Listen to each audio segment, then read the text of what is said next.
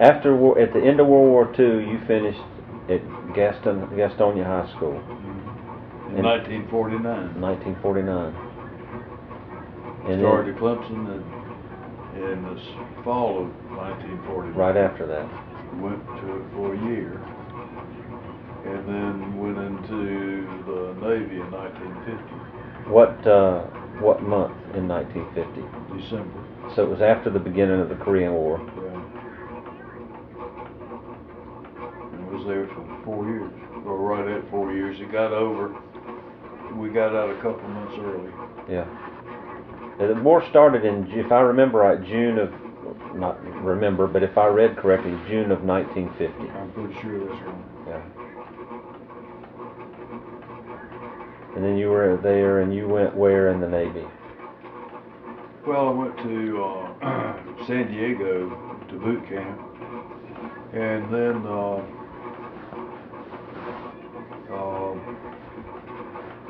I waited. I would have been willing to have gone just about anywhere after we graduated, because we went to the, I don't remember what they call it, the debarkation center or whatever it was, and they called all the folks that had graduated in recent days were there, and they would get up and they would call your name out and give you an assignment. And at the end of the day, if you hadn't gotten an assignment, you had night mess cooking. So you worked in the galley all night, and then went back over there the next day. Well, I didn't get called the first day, and I didn't get called the second day. And I would have gladly volunteered to go on a submarine or something.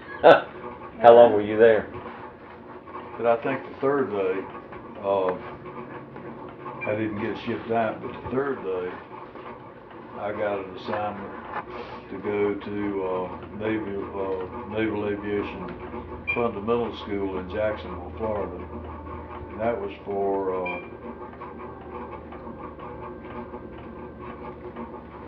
I think I went down there maybe boot camp. I think it was 14 weeks.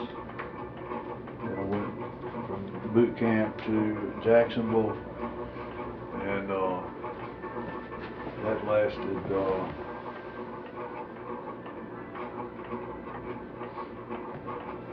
for maybe 9 or 12 weeks or something like that. And then I was sent to Naval Aviation A School in Memphis, and that lasted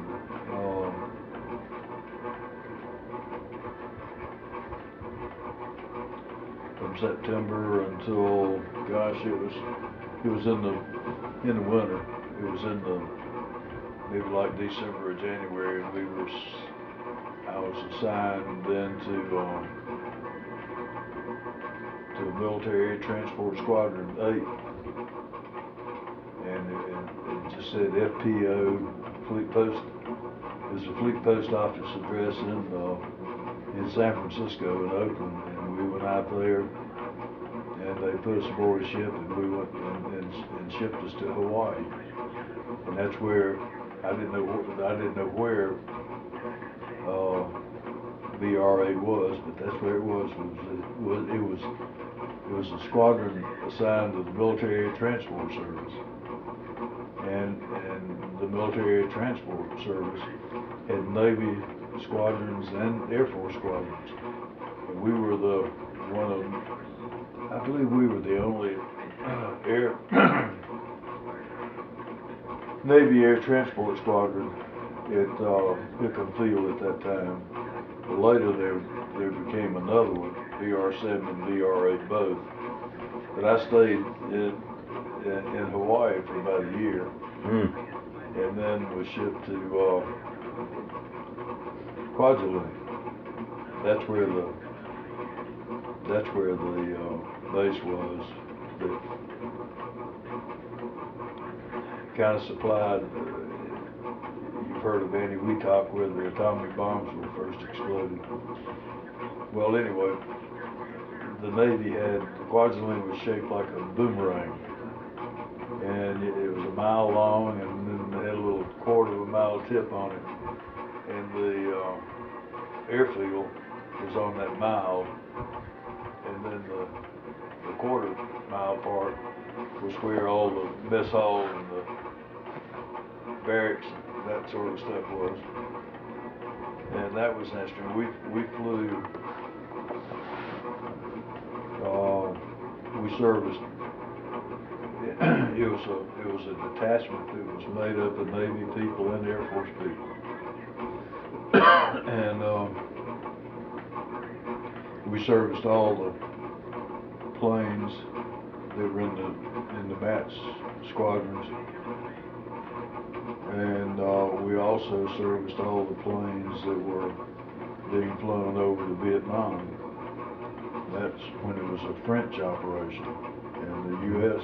was supplying them with old World War II airplanes, B-17s and B-24s and A-26s and all that kind of good stuff. And if they landed there, we would refuel them, and if something was wrong with them, we'd fix them.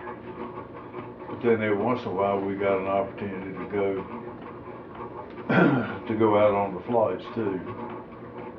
And we flew to Guam, and then about every other plane, well, not every other one, but we'd send a plane or two to the Philippines, and then most of them would go to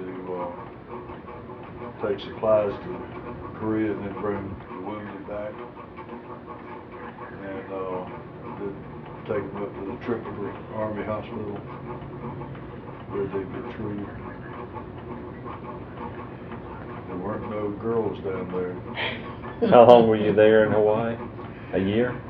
I was on Kwajalein probably 9 months or so, Kwajalein. something like that. Yeah.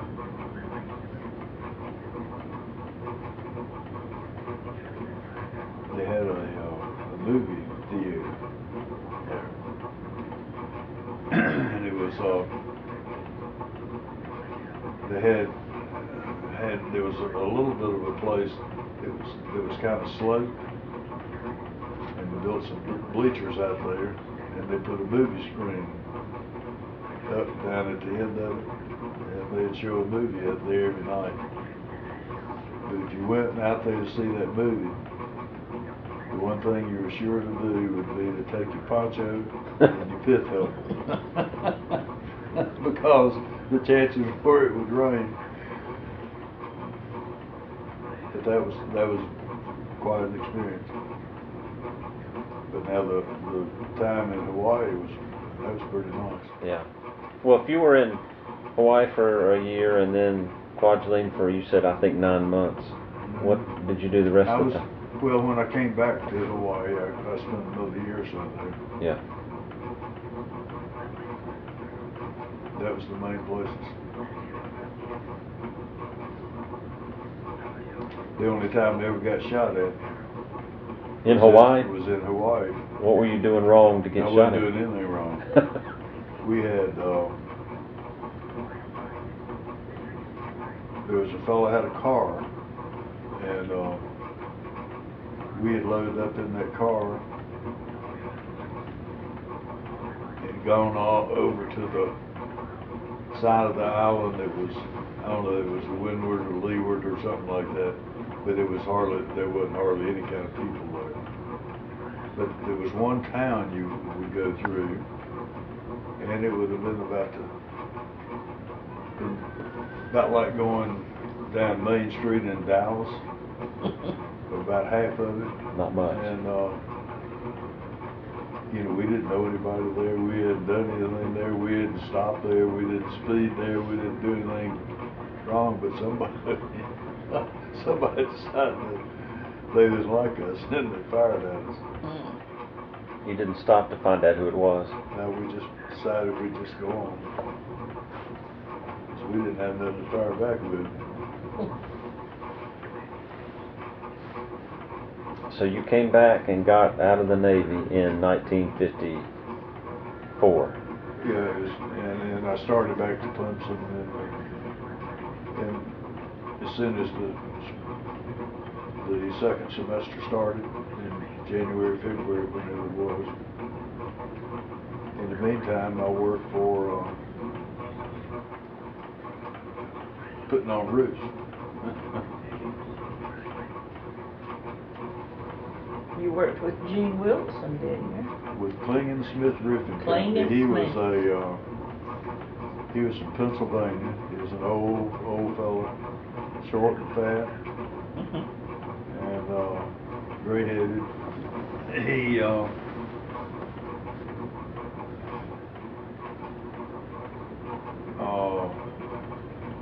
but Gene Wilson was a cousin.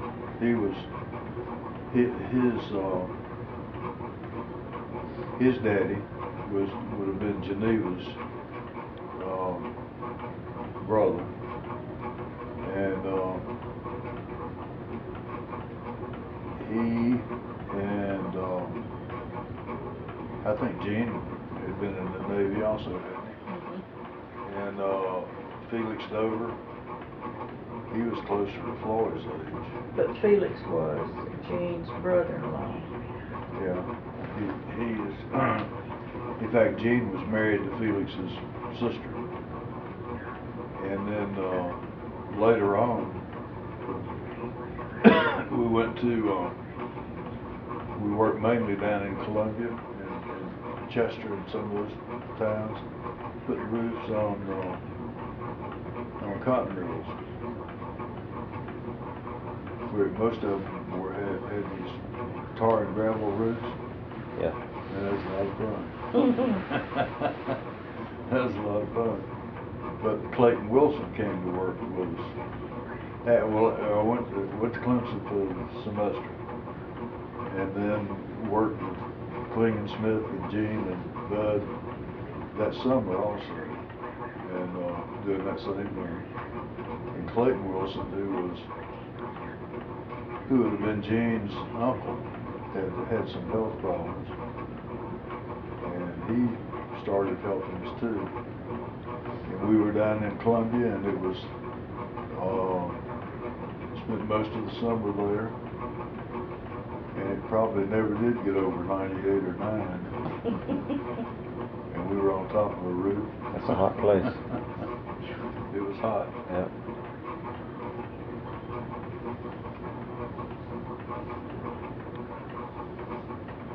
And then when Mac was born,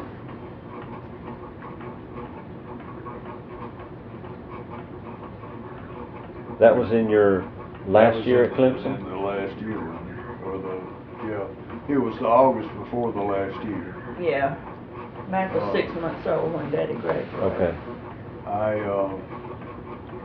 got a job working for Duke Power Company,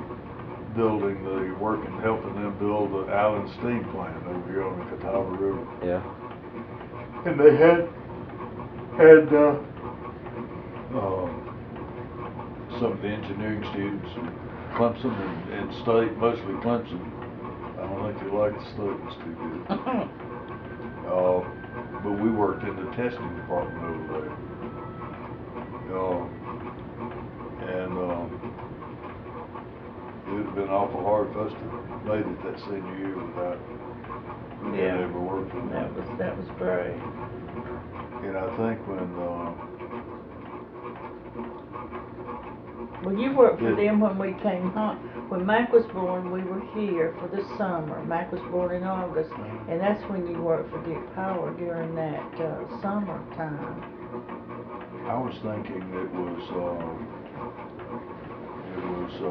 the year that Mac was born. Well, it was. Mac was born that summer, and we were home. It was not. I didn't make it to the hospital on time, did I? Oh yeah. You sure? I thought Floyd went with you a little. Maybe she knew you were born then. That's one of you. You made it eventually. He did. He did. But we lived when, after I graduated from Clemson, we worked for that summer. And we lived up at 224 North Morris Street, where I lived when after Daddy died. We moved back from Cherry Street to Morris Street. That's where I had the horse. And anyway, Aunt Tara Little, lived next door. Well, she had died by then. No. Yeah, tell you, well, maybe she didn't. Maybe she was living in Hillcrest. But Henry and Donald Spurrier. Later on, but before then there was another couple that lived there. Well, the thing about it, when we lived there with Mac, he was just the year that On he Morris would have Street. had his first birthday. Henry and Donald Spurrier had him so spoiled. And Mac Spurrier.